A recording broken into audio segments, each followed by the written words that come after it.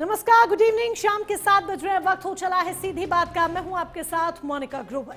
सीधी बात में आज हम बात करेंगे नीट री एग्जामिनेशन की, जो कि परीक्षा होने को है और जिसको लेकर आज दिन भर मॉक ड्रिल की गई, अभी भी की जा रही है, रात तक की जाएगी। अब भेद किले की तरह पूरे देश को कन्वर्ट कर दिया गया है, बना दिया गया है। लेकिन सवाल ये कि तैयारियां पहले क्यों नहीं की गई? क्या पहले की तैयारियों में चूक थी? और इस बार जो तैयारियां की गई हैं, क्या उन पर पूर्ण रूप से भरोसा किया जा सकता है? जबकि जिस तरह की खामियां निकलकर सामने आ रही हैं, इसको लेकर एनटीए के ऊपर अभी भी सवालिया निशान खड़े हो रहे हैं। नागपुर के एक छात्र का सोचिए जरा, जब उसको पूरा पेपर मिलता है तो उसमें उसका सेंटर कहाँ का मिलता है? अबू धाबी का। नागपुर का छात्र एग्जाम देने कहाँ जाएगा? अबू धाबी जाएगा। हालांकि एनटीए ने इस पर तुरंत कहा है कि जल्दी ही इस इशू को रिजॉल्व कर लिया जाएगा। लेकिन ये कैसी व्यवस्थाएं हैं जहां टेक्निकल इश्यूज, अलग अलग तरह की खामियां, ये सब सामने आ रही हैं। री एग्जामिनेशन से ठीक 2 दिन पहले भी खबर है कि 4 छात्रों ने मौत को गले लगा लिया है। क्या एनटीए पर से छात्र भरोसा खो चुके हैं?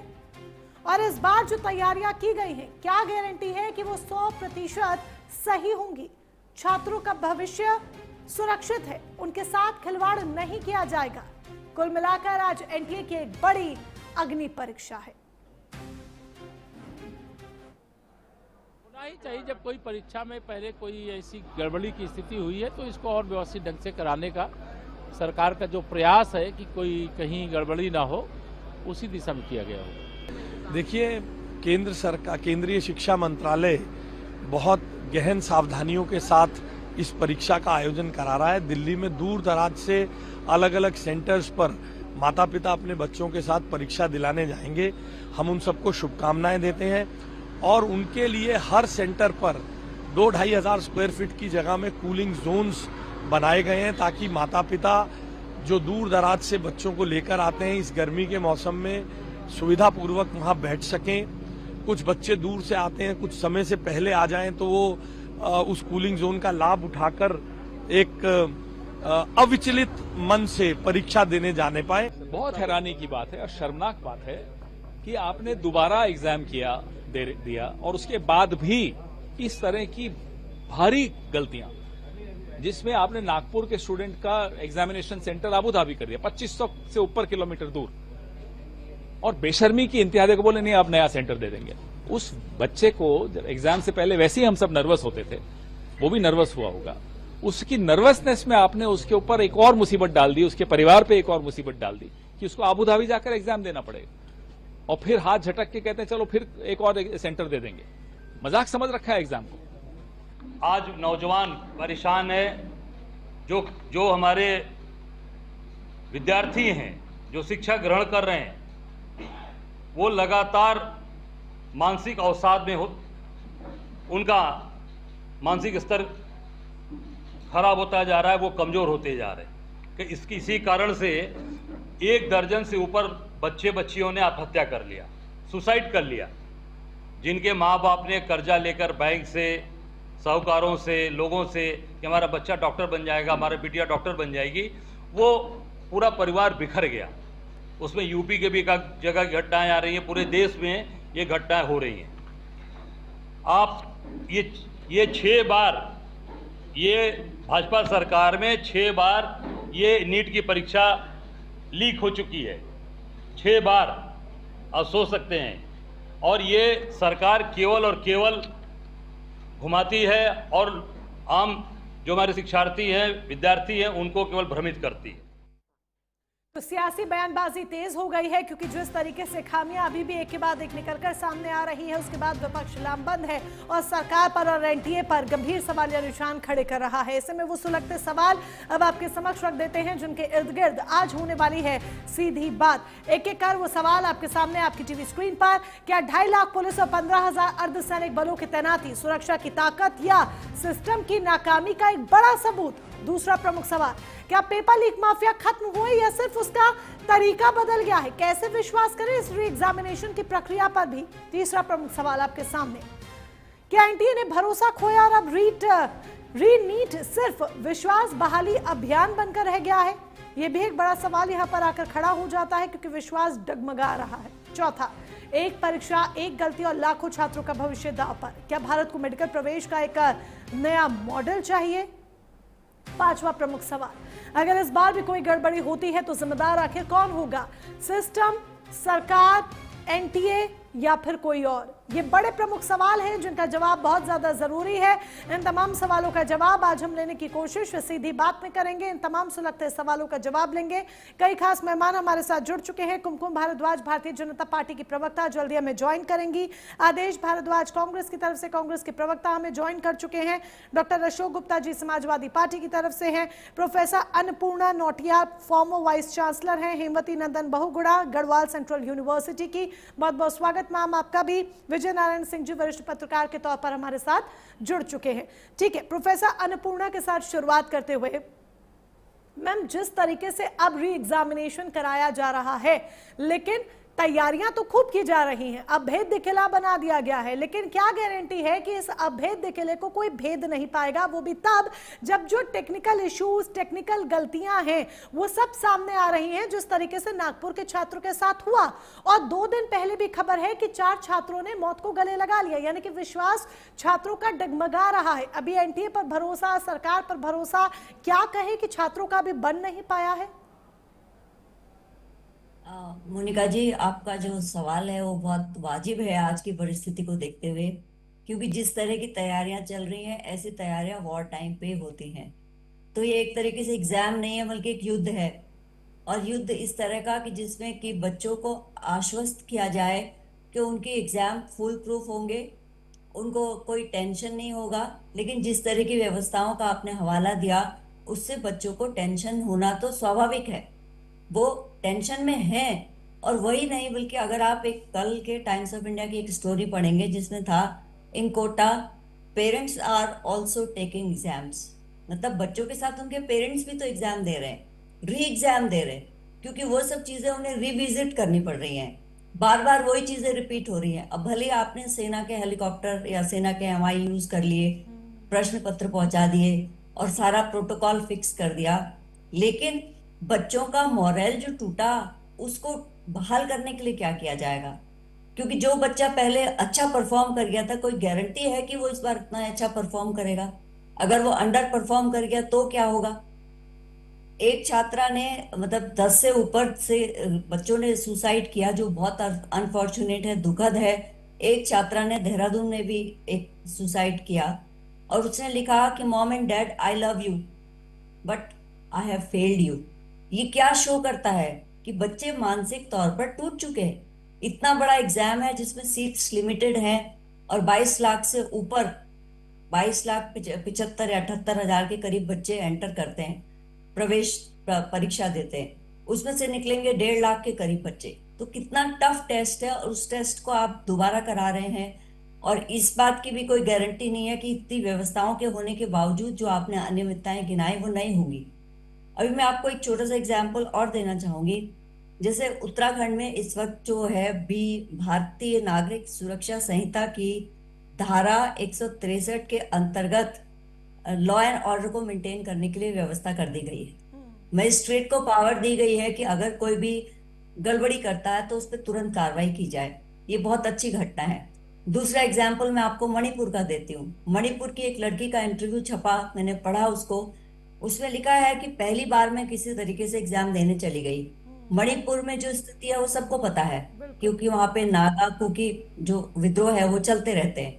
अब उस लड़की को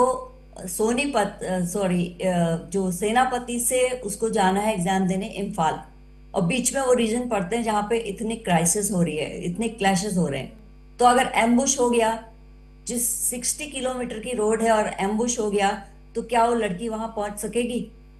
और उस स्थिति में उस लड़की को कितने दिन पहले, 2 दिन पहले एटलीस्ट जाना पड़ेगा, यानी फिर से वही सब तैयारियां करनी पड़ेंगी जो वो एक बार कर चुके हैं। तो ये कितना बड़ा प्रेशर है, कितना बड़ा दबाव है जिसके चलते बच्चे एग्जाम दे रहे हैं। तो मैं कहूंगी कि ये एनटीए की अग्नि परीक्षा से ज्यादा बढ़कर बच्चों की अग्नि परीक्षा है। ये बिल्कुल एनटीए करा ही रहा है, एनटीए अपनी तरीके से अपनी तरफ से पूरी सावधानी बरत रहा है, लेकिन ये बच्चों की बहुत बड़ी परीक्षा है और ये परीक्षा एक मनोवैज्ञानिक दबाव डाल रही है बच्चों पे, ये मैं कहना चाहूंगी। बिल्कुल सही बात आपने यहाँ पर कही है प्रोफेसर अन्नपूर्णा जी कि ये बच्चों के ऊपर एक बहुत बड़ा मनोवैज्ञानिक दबाव डाल रही है और कैसे बच्चे इससे जूझ रहे हैं वो हम समझ सकते हैं और कैसे बाहर निकलेंगे ये एक बड़ा सवाल बना हुआ है। आखिर उन 14 मौत जो आंकड़े निकलकर सामने आ रहे हैं, जब से परीक्षा कैंसिल हुई तब से लेकर उन 14 मौतों का जिम्मेदार आखिर कौन है, ये एक बड़ा सवाल यहाँ पर आकर खड़ा हो जाता है। हमारे साथ विजय नारायण सिंह जी भी हैं, वरिष्ठ पत्रकार के तौर पर। विजय जी से मेरा सवाल अब यहाँ पर रहेगा। विजय जी, क्या वाकई में जब हम परीक्षा तंत्र की बात कर रहे हैं, नीट की बात कर रहे हैं, री एग्जामिनेशन की बात कर रहे हैं, तो ये परीक्षा तंत्र सबसे बड़ा भरोसे का एक संकट बनकर आकर खड़ा हो गया है?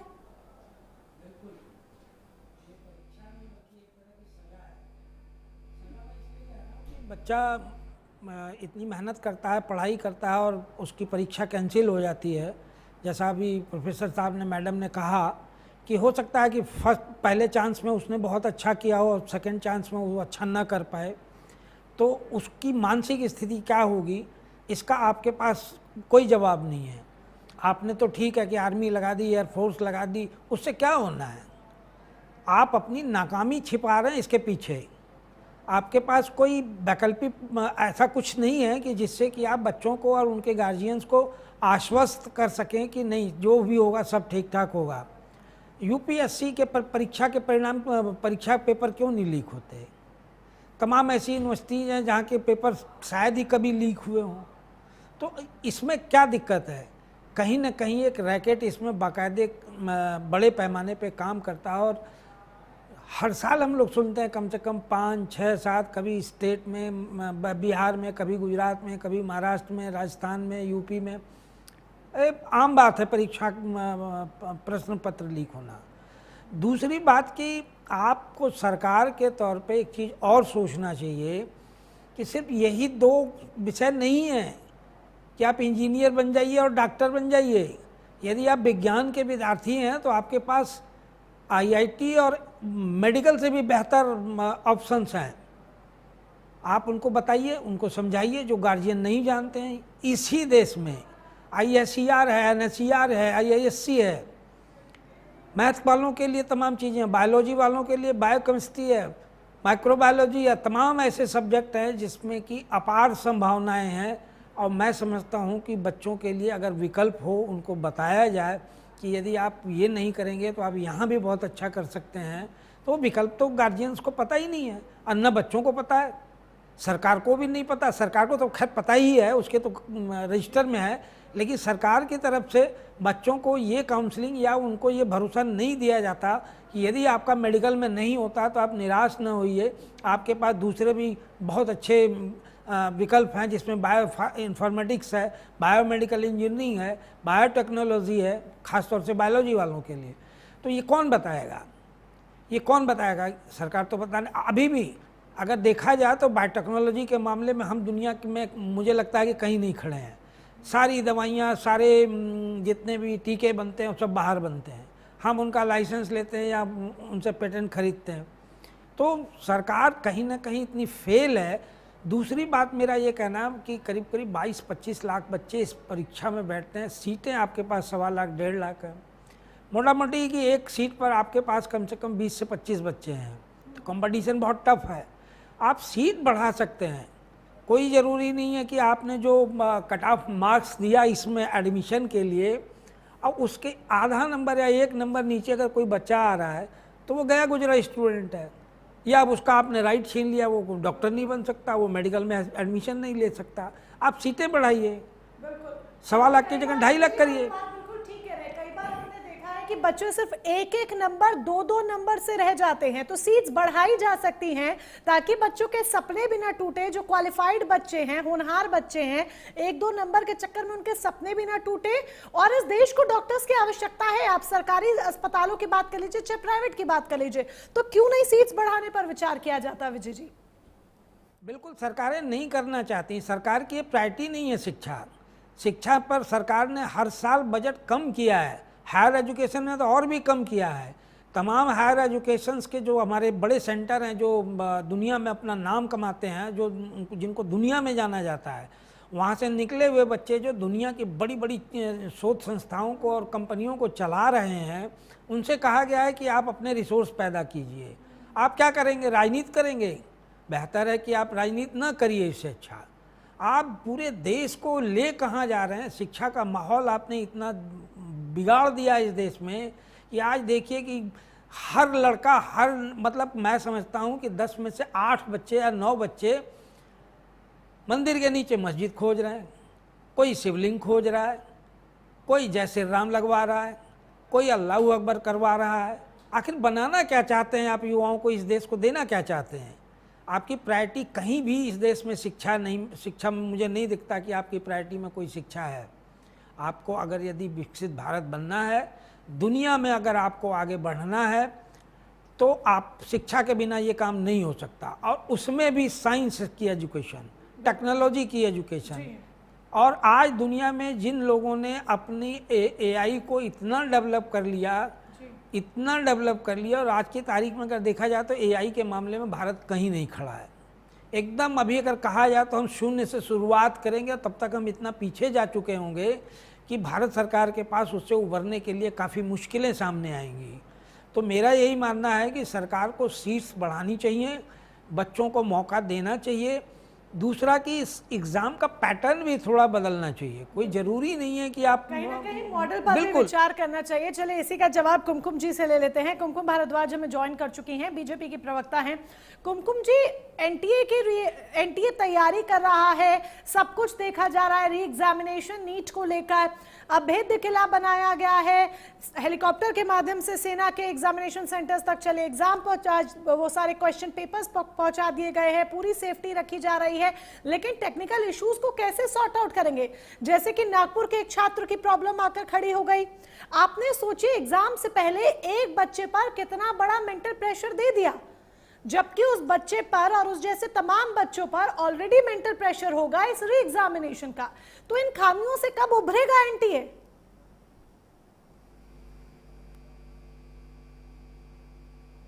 आपके ऑडियो नहीं आ रही है कुमकुम जी, प्लीज अनम्यूट कीजिए, पहले अनम्यूट कीजिए जी, अनम्यूट कीजिए। Okay, Am I audible now, Monika ji? हाँ जी, हाँ जी।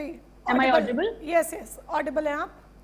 मोनिका जी, डेफिनेटली जी, मैं थोड़ा देर से जुड़ी हूँ, तो जो बातें मैं नहीं सुन पाई उसके लिए क्षमा प्रार्थी हूँ।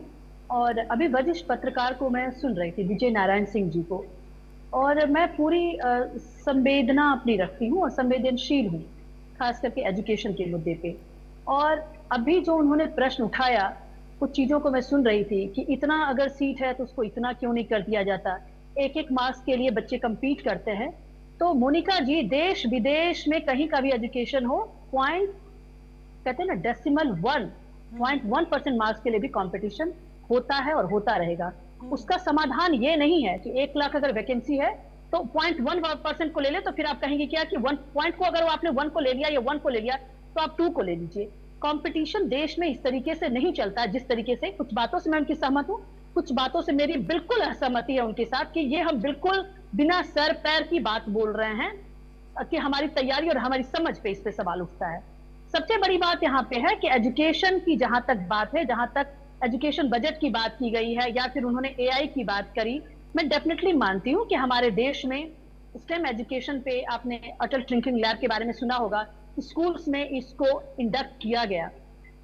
उसके बाद से आप अगर देखेंगे तो मेक इन इंडिया के नाम पे या फिर स्टार्टअप इंडिया के नाम पे आज की जो हमारी सरकार है 2014 के बाद सिलसिलेवार ये स्टार्टअप इंडिया क्या है? ये स्टार्टअप इंडिया एक इंडिविजुअल, एक युवा का थॉट है जिसको वो एक रूप दे सकता है और समाज में कैसे वो चीजें, मतलब उसको बड़े शेप में एक बिजनेस के फॉर्म में कैसे लाया जा सकता है कि हम रोजगार लेने की बजाय अगर हमारे पास इंटेलेक्ट है, हमारे पास समझ है, हमारे पास हमारी अंडरस्टैंडिंग है, हमारा रिसर्च है, तो हम और लोगों के लिए रोजगार पैदा कर सकते हैं। इस 150 करोड़ की जनसंख्या और इतना बड़ा देश में जितना बड़ा युवा भी हमारे साथ है, उतने सबके लिए सरकारी नौकरी कर पाना आप सभी लोग समझ सकती हैं। इसमें अगर मैं बोलूं तो आप हो सकता है कि 10 सवाल उसके ऊपर आप रेज कर दें, बट प्रैक्टिकलिटी कहाँ है वो हमें समझने की, ईमानदार तरीके से समझने की जरूरत है।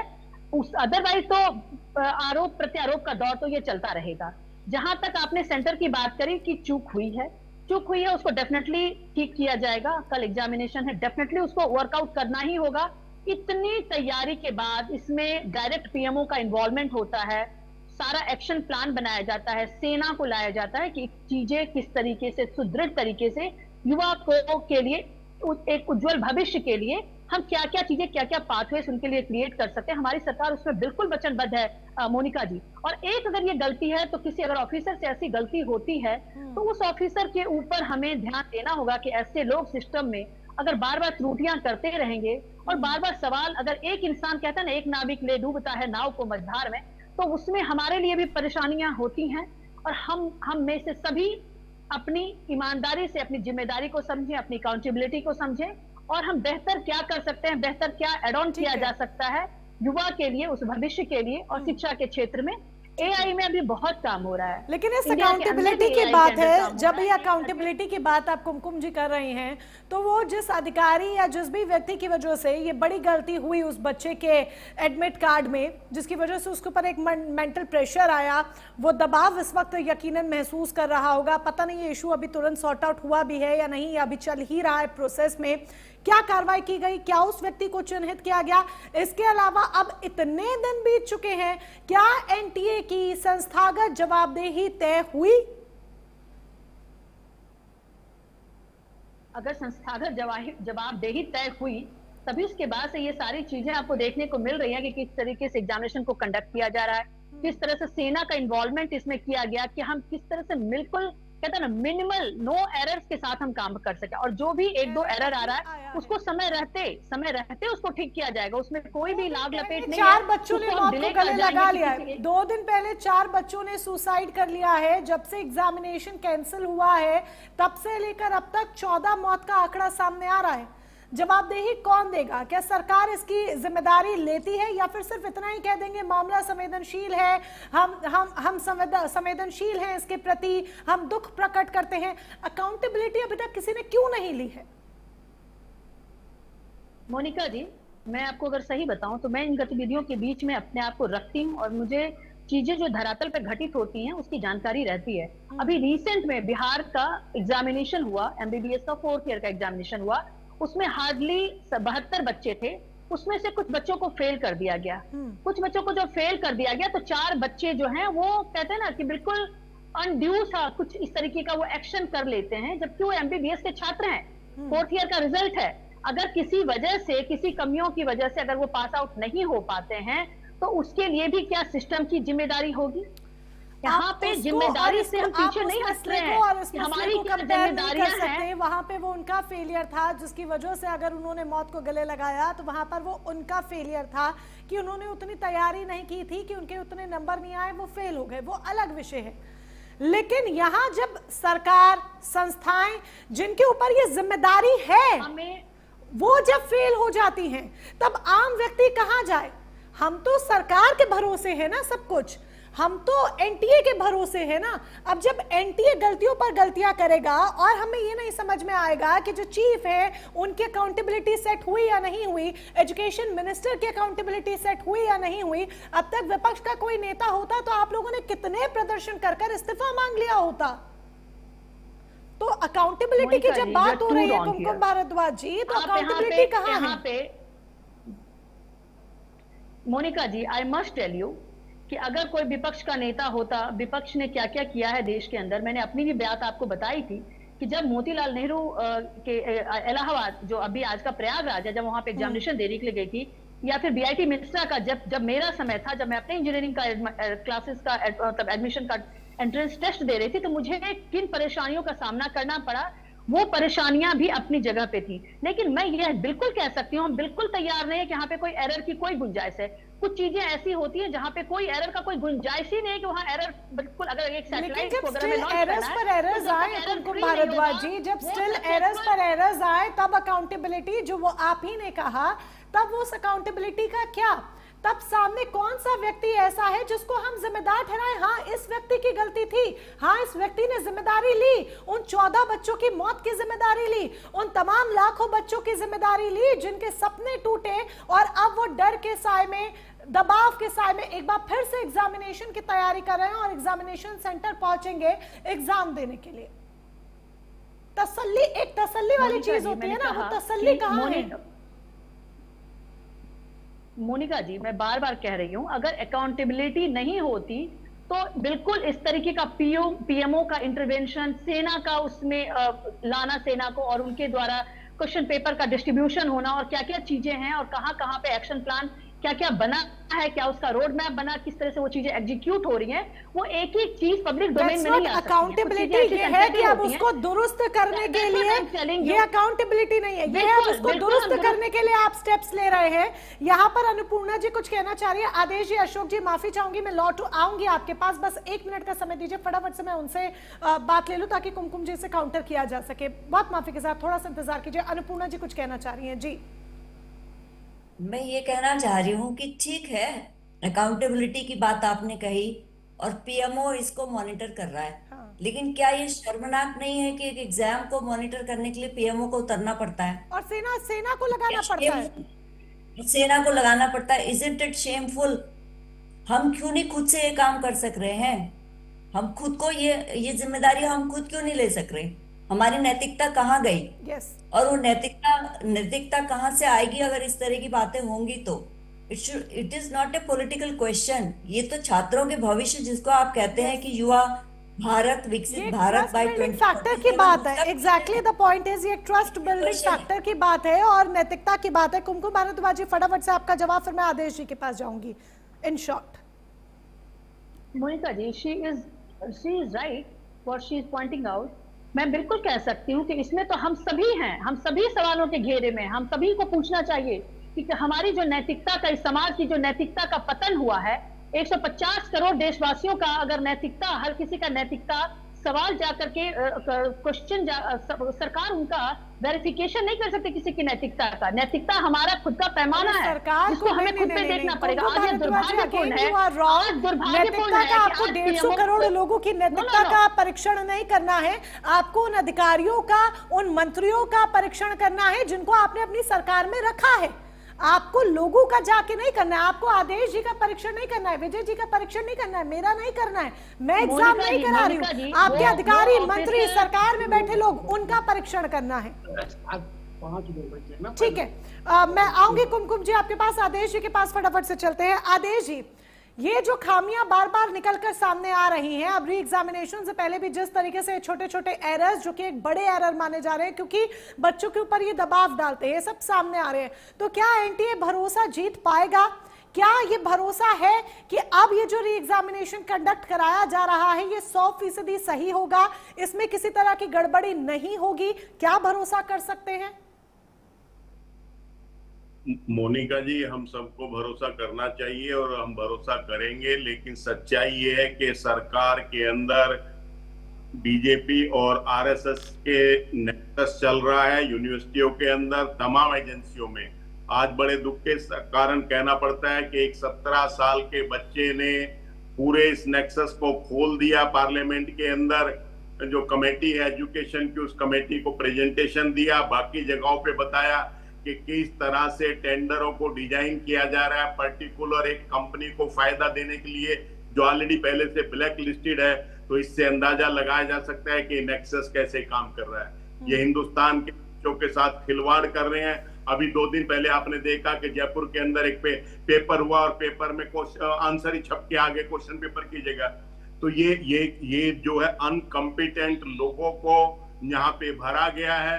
जो योग्य व्यक्ति हैं उनको दूर कर दिया गया और उसका ये फेलियर है कि एयरफोर्स को लगाना पड़ रहा है, पीएमओ को इन्वॉल्व होना पड़ रहा है, लेकिन जो लोग इसके अंदर दोषी हैं एक भी व्यक्ति को पनिशमेंट नहीं किया जाता जो है। क्यों? क्योंकि भारतीय जनता पार्टी और आरएसएस के जुड़े हुए हैं और उनके कहने पे तमाम काम करते हैं, जिसका खामियाजा हमारे हिंदुस्तान के बच्चों को और इनको भुगतना पड़ता है। 200 से 300 किलोमीटर डिजाइन इस तरह से किया जाता है, एक बच्चों को 2-2, 300 किलोमीटर दूर जाके उसको सेंटर मिलता है। यहाँ कूलिंग जोन बनाने की बात अभी हमारे दिल्ली के मंत्री कर रहे थे, लेकिन 300 किलोमीटर तक बच्चों को ट्रेनें नहीं मिलती। बच्चों को आपने देखा कि अबू धाबी का कार्ड अलॉट हो जाता है, नागपुर का बच्चा है, मतलब मजाक कर रहे हैं पूरे देश के साथ, पूरे हिंदुस्तान के नौजवानों के साथ। इनको किसी की पीड़ा नहीं है, किसी का दर्द नहीं है, इनके अंदर बिल्कुल दर्द नाम की चीज खत्म हो गई और किसी की पीड़ा को नहीं समझते, जिसका खामियाजा आज भी आपने देखा कि दिल्ली के अंदर कई जगहों पे धरने प्रदर्शन हुए। मात्र क्या कि मंत्री का इस्तीफा ही दे दें, अरे वो सबसे फेलियर मंत्री है, सच्चाई में तो पूरी सरकार फेलियर है, लेकिन कम से कम नैतिकता के आधार पर उस मंत्री का इस्तीफा तो हो जाए। लेकिन इतनी भी इन बच्चों का सम्मान ही नहीं रखेंगे, क्योंकि ये सम्मान नहीं रखते, ये लोगों का अपमान करते हैं, ये उनकी परीक्षाएं लेते हैं, ये उनकी आत्महत्याओं का इंतजार करते हैं, उस पर शोक भी जाएगा। आधार पे देश को बख्श दें, नैतिकता के आधार पे देश को बख्श दें कांग्रेस पार्टी। राहुल गांधी देश को बख्श दें, नैतिकता का इतना पैमाना समझ में अगर आता है तो देश को बख्श दें। यहाँ पे जला कटा उगलने से कुछ होने वाला नहीं है। अभी बात नीट की हो रही है, बीजेपी और आरएसएस की बात नहीं हो रही है। कुमकुम जी, मैं तो नीट की बात कर रहा हूं। 2 दिन पहले जयपुर का पर्चा लीक हुआ, बता देना किन लोगों को दोष दिया है, किन की रिस्पॉन्सिबिलिटी थी, क्या अकाउंटेबिलिटी की है। नीट का जो हुआ उसका बता दें कि ये हमने अकाउंटेबिलिटी की है, इस व्यक्ति को हटा दिया है, क्योंकि आपने अनकॉम्पिटेंट लोगों को भरा हुआ है। दिल्ली हिंदुस्तान की यूनिवर्सिटियों को पूरी तरह से फेल करने जा रहे हैं, हिंदुस्तान के शिक्षा के मॉडल को पूरी तरह से क्लब्स करने जा रहे हैं। ये सरकार की उपलब्धि है, और इसी क्षेत्र में नहीं मोनिका जी, हर क्षेत्र के अंदर सरकार यही कर रही है। किसानों का हो तो 750 किसान मर जाते हैं, और इनके उस वक्त के गवर्नर प्रधानमंत्री को मिलते हैं और उनको कहते हैं, किसानों की पीड़ा बताते हैं, तो गवर्नर ने कहा कि प्रधानमंत्री ने कहा क्या मेरे लिए मरे किसान। ये संवेदना मर चुकी है इनके अंदर संवेदना नाम की कोई चीज नहीं है, जिसका खामियाजा पूरे देश को भुगतना पड़ रहा है। महंगाई है, बेरोजगारी है, अमेरिका की हमारे साथ। ठीक है, अभी नीट पर रहते हैं, आदेश जी, अभी नीट पर रहते हैं। हाँ, दोषारोपण का जो चल रहा है उसके ऊपर तो मैं नेहरू जी से लेकर के राजीव गांधी तक, जाहिर सी बात है, अगर मैं बोलना शुरू करूं मैंगो मैन और बनाना रिपब्लिक, इसलिए मुझे ज्यादा वो उस लाइन पे आगे ना बढ़े, उसको कुरे देना। आदेश जी मुद्दे पर रहिए, आदेश जी मुद्दे पर ही रहिए, आपकी नेहरू जी से लेकर के नीट तक ही सीमित रहिए। आपकी साहबानों का मैटर, महिला के मैटर तक को, उसके राइट्स को गटक जाना, तो आप मुझसे मुंह मत खुलवाइए, मत जाइए उस लाइन पे, मत जाइए। अभी नीट पे रहिए, हमारे बच्चों के भविष्य की बात हो रही है। मेरा माइंडसेट बिल्कुल वही चल रहा है अभी। मैं उसके लिए, हमारी एक संवेदना है और हम सबों की संवेदना होनी चाहिए। हमारा उस बहुत ही महत्वपूर्ण विषय पे चल रहा है। सोनिया गांधी, राहुल गांधी और प्रियंका को खुश करने के लिए आप चरण बंदन वहां जाकर कीजिएगा।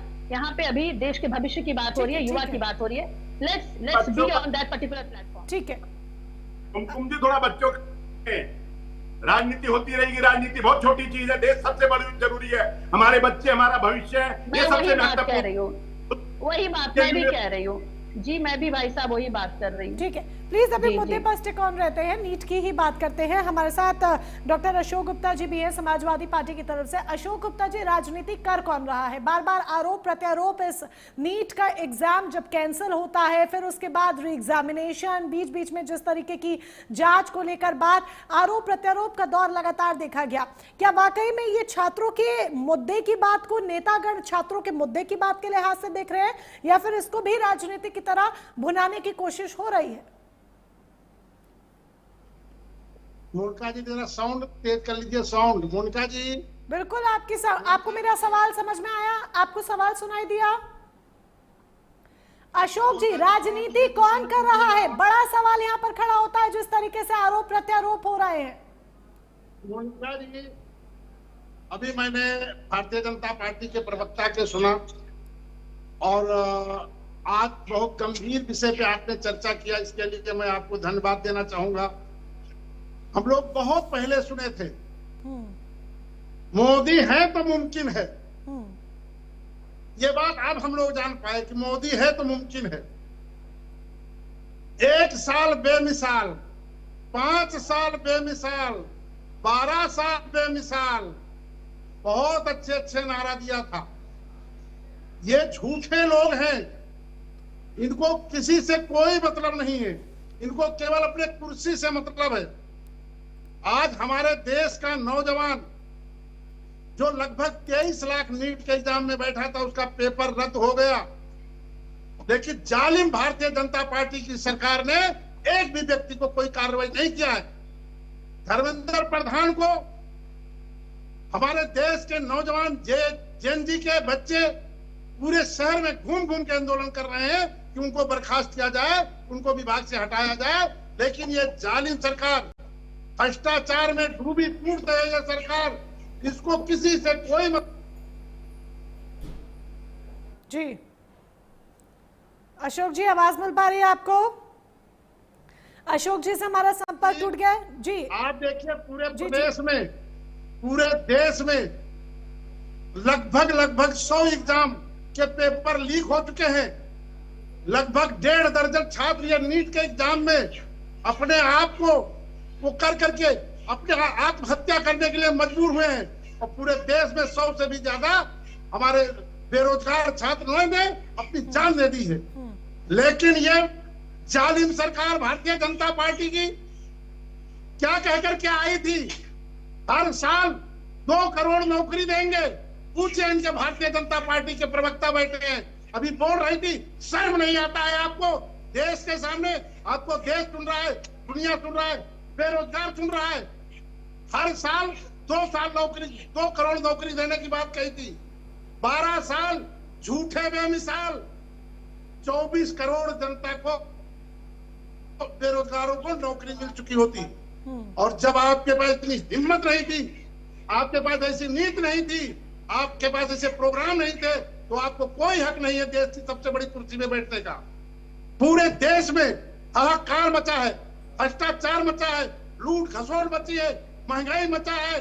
तो आपको लगता है कि जो एग्जामिनेशन कराया गया, जिस तरीके से आप कह रहे हैं अशोक जी, क्या आपको लगता है जो एग्जामिनेशन की प्रक्रिया अपनाई जा रही है करवाने की, एग्जाम को संपन्न कराने की, उसमें सरकार एनटीए पूरी तरीके से फेल हुई है? अरे मोनिका जी, ये सरकार आज की बात कर रही है, पहले दिन से फेल थी। इनकी नीति नहीं ठीक है, इनकी नीयत नहीं ठीक है, इनको सबसे बड़ी कुर्सी चाहिए। इन्होंने कौन सा अच्छा काम किया है? नौजवान बेरोजगारों का उम्र निकल गया, टर्म निकल गया, वो बेचारे बूढ़े हो गए। उनके माँ बाप ने जमीन, खेत, बकरी, भैंस, गाय, जमीन, जेवर बेच करके कोचिंग पढ़ाया, स्कूलों में पढ़ाया, और आपने पेपर रद्द कर दिया और एक भी आदमी को आज तक के उसकी सजा नहीं मिली है।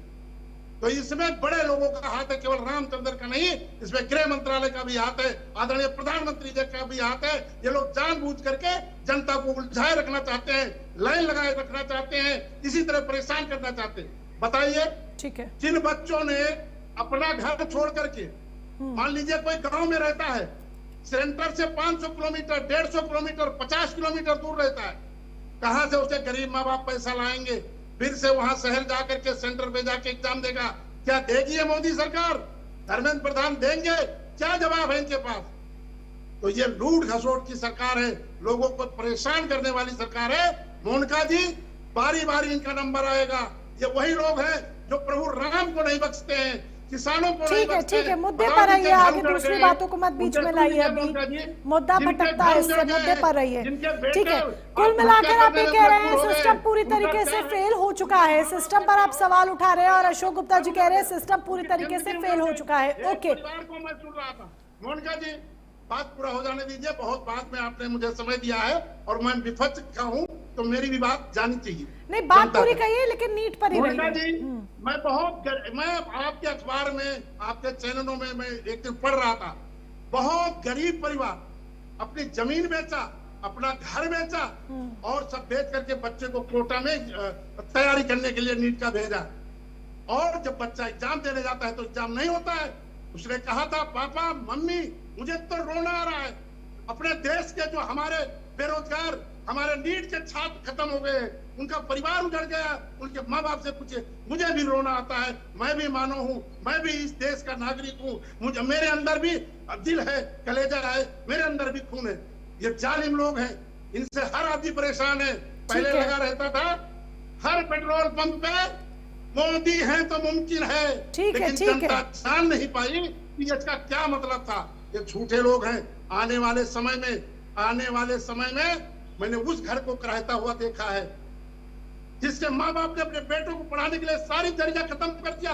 बताइए, एग्जाम नहीं होगा, दोबारा वो किस पैसे जाएगा? हर आदमी प्रधानमंत्री नहीं हो सकता, हर आदमी धर्मेंद्र प्रधान नहीं हो सकता, हर आदमी अमित शाह नहीं हो सकता। ये झूठे लोग। ठीक है, जो बातें आप रख रहे हैं वो वाजिब बातें हैं, हर एक परिवार का दर्द है, हर एक परिवार की पीड़ा है। अशोक जी समझ रहे हैं, जो बातें आप रख रहे हैं वाजिब है, हर एक परिवार का दर्द, हर एक परिवार की पीड़ा है कि एक गरीब परिवार कैसे इतनी दूर अपने सेंटर में बच्चों को भेजेगा। ये छोटी छोटी बातें हैं, लेकिन ये बहुत बड़ी बातें हैं जो आम जन से जुड़ी हुई हैं। मैं लौटूंगी आपके पास। ठीक है अशोक गुप्ता जी, सिस्टम पर सवाल खड़े कर रहे हैं, वाजिब बातें हैं, ठीक है, मैं लौटूंगी आपके पास। आगे भी हम जरा अन्नपूर्णा जी से भी सवाल ले लें। जब सिस्टम पर पूरी तरीके से अन्नपूर्णा जी सवाल खड़े हो रहे हैं, तो क्या हमें ऐसा महसूस होता है कि एक नई मेडिकल प्रणाली की हमें आवश्यकता है? एग्जाम कराने का जो तरीका है, क्योंकि नीट को इकलौता गेटवे कहा जाता है, इकलौता ये गेटवे है, तो क्या हमें एक नए गेटवे की जरूरत है या इस गेटवे का जो मॉडल है उसमें चेंजेस लाने की जरूरत है? जब बीते कई सालों का हम रिकॉर्ड उठाकर देखें कि बार बार फेलियर्स हाथ लगते हैं, बार बार कंट्रोवर्सीज क्रिएट होती हैं। मैं असल में आपकी बात से मैं सहमत भी हूँ और नहीं भी हूँ। देखिए, नीट में तो कोई बुराई नहीं है, बुराई उन व्यवस्थाओं में है जो नीट को विफल होने दे रही है। यस, पॉलिटिकल डिबेट तो बिल्कुल भी नहीं है, एकदम इसमें पॉलिटिक्स का कोई काम नहीं है, क्योंकि हम तो एक युवा पीढ़ी की बात कर रहे हैं। इसने क्या किया, उस सरकार ने क्या किया, उसने क्या किया। ऐसा नहीं है कि कांग्रेस के में पेपर लीक नहीं हुए होंगे या बीजेपी में पेपर लीक नहीं हुए होंगे, फुल प्रूफ तो कोई सिस्टम नहीं होता, लेकिन हमको ऐसी व्यवस्थाएं करनी चाहिए जिससे सिस्टम फुल प्रूफ बने। और अकाउंटेबिलिटी तो बहुत जरूरी है, अकाउंटेबिलिटी फिक्स करनी बहुत आवश्यक है और वो हर सिस्टम में होनी चाहिए। और ये सिस्टम पूरे व्यवस्था का एक अंग है। अगर आप जिम्मेदारी तय नहीं कर सकते तो इसका मतलब है कि कहीं ना कहीं कोई गड़बड़ है। तो इस सिस्टम को अकाउंटेबल बनाने के लिए, फुल प्रूफ बनाने के लिए बिल्कुल भी जरूरी नहीं है कि इसमें इतने हाईएस्ट लेवल का इंटरवेंशन हो, पीएमओ का इंटरवेंशन हो। क्यों हो रहा है पीएमओ का इंटरवेंशन? क्योंकि एनटीए अपनी जिम्मेदारी को ठीक ढंग से नहीं निभा पा रही है, या शायद एनटीए ओवरवर्क्ड है। मेरे हिसाब से तो बिल्कुल एनटीए ओवरवर्क्ड है। उनके पास बहुत सारे एग्जाम्स की जिम्मेदारी है, जिस जिम्मेदारी को वो पूरी तरीके से नहीं निभा पा रहे। तो नीट का एग्जाम कराने के लिए कोई और संस्था की व्यवस्था या कोई और तरह की व्यवस्था सोची जा सकती है, क्योंकि ऐसा नहीं है कि कोई संस्था बिल्कुल विफल हो जाए तो उसके बाद हम उस पर विचार करें। हमें आज ही विचार करना होगा। ये तो आज का सॉल्यूशन है।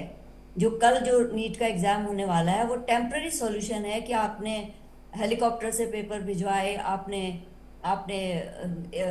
इंडियन एयरफोर्स की हेल्प ली, आपने इस तरह की सिक्योरिटी व्यवस्थाएं की। ये सिक्योरिटी व्यवस्थाएं हर समय क्यों नहीं होती?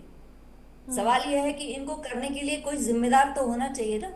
इसमें कौन सी बड़ी बात है कि आप सीसीटीवी कैमरा लगा दें या आप फेस आईडी को रीड करने वाला कोई डिवाइस लगा दें। ये तो कोई बड़ी बात नहीं है, ये तो छोटी सी छोटी जगह पे हो सकता है। और टेक्नोलॉजी तो इतनी एडवांस हो गई है कि हम कर सकते हैं, वी कैन डू इट। इसमें कोई नई चीज तो है ही नहीं। तो ये व्यवस्थाएं पहले क्यों नहीं शुरू हो जाती? नीट के एग्जाम से पहले इनको पहले ही शुरू कर लेना चाहिए, सेंटर्स को आइडेंटिफाई करना चाहिए। और दूसरी बात जो बहुत इंपॉर्टेंट है वो ये है कि कोचिंग सेंटर्स का बढ़ता हुआ दखल एजुकेशन को डिस्ट्रॉय कर रहा है जी। ये डिस्ट्रॉय कर रहा है क्योंकि वो बच्चों को रेडीमेड मटेरियल देते हैं, उनको केवल उतनी ही तैयारी करनी होती है जितनी की जरूरत है।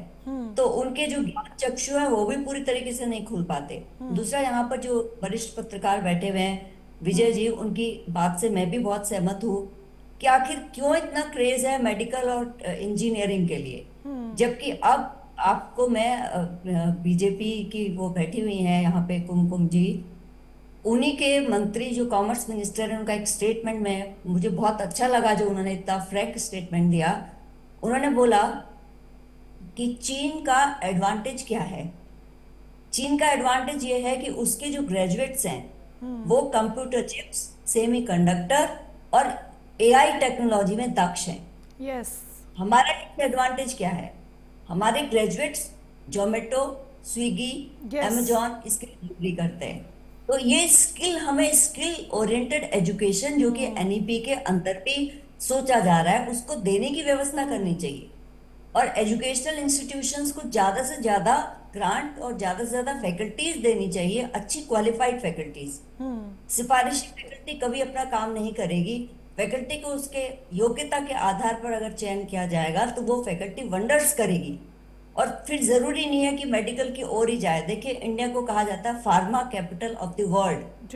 दुनिया की सारी जेनेरिक दवाइयां भारत में बनती हैं, तो कोई ना कोई तो बनाता होगा, कोई ना कोई तो बना रहा है। ऐसे ही थोड़ी भारत को pharma capital of the world कह दिया गया। तो फार्मेसी में इतना बढ़िया कैरियर है, क्यों सबको मेडिकल की ओर धकेला जाता है? तो यहाँ पर मैं जो वरिष्ठ पत्रकार हैं विजय जी, उनकी बात से बहुत सहमत हूँ। और मैं ये कहती हूँ कि ह्यूमैनिटीज और सोशल साइंस को भी उतना ही प्रमोट करना चाहिए। देखिए, जो इशू आज हम डील कर रहे हैं, जिस इशू से मानसिक तनाव, मानसिक दबाव, टेंशन, एंजाइटी, ये सारी की सारी ह्यूमैनिटी से जुड़ी हुई है। क्यों नहीं हम साइकोलॉजी को प्रमोट करते? क्यों नहीं हम साइकेट्री की ओर भेजते हैं बच्चों को, साइकेट्रिस्ट बनो? उसके लिए चलिए, आपको मेडिकल की डिग्री भी लेनी हो सकती है, लेकिन काउंसलर तो बन सकते हैं। आजकल की जो समस्याएं हैं उनका दबाव झेलने के लिए काउंसलिंग तो कर सकते हैं, काउंसलर तो बन सकते हैं। और इसके अलावा अगर आप सोशल साइंसेस को और ह्यूमैनिटीज को और बढ़ावा देते हैं, एंथ्रोपोलॉजी जैसा सब्जेक्ट है, हिस्ट्री, आर्कियोलॉजी जैसा सब्जेक्ट बात ठीक कह रही है अन्नपूर्णा जी। इस दिशा में हमें आगे बढ़कर सोचने विचार करने की जरूरत है, ताकि मॉडल को भी चेंज किया जा सके, बच्चों के आगे और ऑप्शंस भी रखा जा सके, और एजुकेशन सिस्टम में सुधार भी हो, ये देश भी आगे बढ़े। विजय जी, आपने जो बात यहाँ पर उठाई वो वाकई में वाजिब है। अधिकतर लोग इससे कहीं ना कहीं सेटिस्फाइड और इससे एग्री होते हुए भी दिख रहे हैं। लेकिन क्या ये सब चीजें इस सरकारी तंत्र में, देश का जो मौजूदा शिक्षा तंत्र है, उसमें पॉसिबल है? क्योंकि इसके लिए नीति और नियत दोनों चाहिए। बिल्कुल, इसमें नीति और नियत दोनों चाहिए। आप एंटायर जो पॉलिटिक्स मतलब अपने देश में हो रही है, उसमें से शायद एक दो नाम मुझे बता दीजिए जिसको आप एकेडमिशियन का दर्जा देती हो। एक पॉलिटिशियन का, एक नेता का, एक मंत्री का, एक सांसद का, एक विधायक का कोई नाम बताइए जो हायर एजुकेशन में जिसने नाम कमाया हो और जिसने कुछ बड़ा काम किया हो। कुमकुम जी ने जो बात कही कि सीट बढ़ाने की ज़रूरत नहीं है, 0.01% के लिए भी कंपटीशन होता है, ये इनकी अपनी पार्टी लाइन और इनकी सरकार की लाइन हो सकती है। लेकिन कुमकुम जी से मेरा एक आग्रह यह है कि आपको आबादी की दृष्टि से ये देखना चाहिए कि दुनिया की आबादी का हर 7वां आदमी भारत का है। इस देश में रहने वाला हर 5वां आदमी यूपी का है।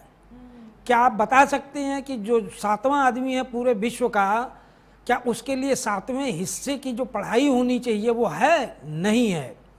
तो कुमकुम जी, आप मेरी बात का अन्यथा न लीजिएगा। मेरा सिर्फ ये कहना है कि एक शिक्षा का माहौल बनाइए, एक साइंटिफिक टेम्परामेंट बनाइए युवाओं में, ताकि वो और दूसरे दिशाओं में जाए। मैडम ने अभी बताया कि आर्कियोलॉजी है, हिस्ट्री है, जियोलॉजी है, जियोफिजिक्स है, तमाम ऐसे सब्जेक्ट हैं जिसमें काम करके, मैं आपको बताता हूँ, मैं तो एक पत्रकार हूँ, लेकिन जब मैं जियोलॉजी और आर्कियोलॉजी और हिस्ट्री पढ़ता हूँ तो मेरे सुख का मतलब आप कल्पना नहीं कर सकते कि मुझे कितना अच्छा लगता है जी। तो ऐसा नहीं है, करने के लिए बहुत कुछ आप करना तो जाएं और उनको मौका दें आप करने का। जी मुनका जी, बिल्कुल प्रमोट करने की जरूरत है, और इसके लिए नीति नियत जो मैं आपको कह रही थी, करने का मौका देना चाहिए, ऑप्शंस देना चाहिए, थोड़ी सी अवेयरनेस भी लेकर आनी चाहिए, इसके लिए काउंसलिंग आदि सब कुछ होना चाहिए। कुमकुम जी, क्या सरकार इस दिशा में कदम आगे बढ़ाएगी? क्या सरकार ये सोचेगी कि हाँ, शिक्षा तंत्र में वक्त है कि और बदलाव लाने का? क्योंकि जिस तरह का कॉम्पिटिशन है, ठीक है आप कह रही हैं एक्सट्रीमली हाई कॉम्पिटिशन है, लेकिन इसे करियर के लिहाज से और ऑप्शनेबल भी तो बनाया जा सकता है ना, ताकि हर व्यक्ति के पास बेहतर रोजगार हो। व्यक्ति ये ज़ेप्टो, ब्लिंकिट, मिंत्रा, इन सब के डिलीवरी बॉय बन के ना रह जाएं ग्रेजुएट लोग। अभी हमारी अन्नपूर्णा जी और हमारे जो वरिष्ठ पत्रकार हैं विजय नारायण जी जिन बातों को रख रहे थे, और खास करके मैं अन्नपूर्णा जी के साथ बिल्कुल एग्री करती हूँ, और यह बताना चाहती हूँ देश की आवाम को कि जो न्यू एजुकेशन पॉलिसी आई, पहले का जो वक्त था, जो हमारा दौर था, तो हम अपने स्कूल में जब पढ़ाई किया करते थे, और मैं अगर बेहतर स्टूडेंट रही अपने टाइम की, तो उसका मतलब था कि हमें साइंस की स्ट्रीम की तरफ जाना है, और जो साधारण स्टूडेंट है जिसको अच्छे मार्क्स नहीं आए, वो उनको आर्ट्स रहता था। हमारे केंद्रीय विद्यालय का बिल्कुल मतलब 95, मैं कह सकती हूँ 2000 तक यही दौर रहा। हाँ। कि अच्छे बच्चे साइंस जो साधारण बच्चे हैं वो आर्ट्स के लिए छूट गए। जहां तक कि आज की मैं एजुकेशन की बात अगर करूं तो आज स्कूल में भी जब मेरा बेटा जब संस्कृति स्कूल दिल्ली से पढ़ता है तो उसको अगर वो साइंस का स्टूडेंट है तो उसको आर्ट्स का सब्जेक्ट, उसको इकोनॉमिक्स लेना अलाउड है। उसको और भी कोई सब्जेक्ट अगर वो लेना चाहे तो सोशियोलॉजी लेना चाहे या कुछ और सब्जेक्ट लेना चाहे तो वो मिक्स करके ले सकता है। उसी तरीके से यूनिवर्सिटीज में भी ऐसी बातें हुई हैं कि आप एंथ्रोपोलॉजी की बात हुई, सोशियोलॉजी की बात कर ले, जिस सब्जेक्ट की भी बात कर ले, साइंस के साथ आप मिक्स करके आर्ट्स और कॉमर्स के सब्जेक्ट्स को भी आप ले सकते हैं। वो जो दौर आया है वो मोदी एरा में भी आया है, जिसको मोदी लेकिन मोदी एरा में ये बार बार फेलियर्स भी आए हैं एग्जामिनेशन को लेकर, चाहे आप नीट की बात कर लीजिए, चाहे सीबीएसई की बात कर लीजिए, वो भी रियलिटी है। बहुत माफी के साथ आदेश जी, कार्यक्रम को यहाँ विराम देने का समय हो चला है। बहुत माफी के साथ कि आप अपनी बात यहाँ पर नहीं रख पा रहे हैं, कार्यक्रम को यहाँ पर विराम देना होगा, समय सीमा समाप्त होती है। आप सभी हमारे साथ जुड़े उसके लिए तहे दिल से शुक्रिया। लेकिन सवाल वहीं का वही है कि शिक्षा तंत्र में सुधार कब होगा? क्या छात्रों का भविष्य सुरक्षित वाकई में है? क्या उनका विश्वास सरकार वाकई में जीत पाएगी? नमस्कार।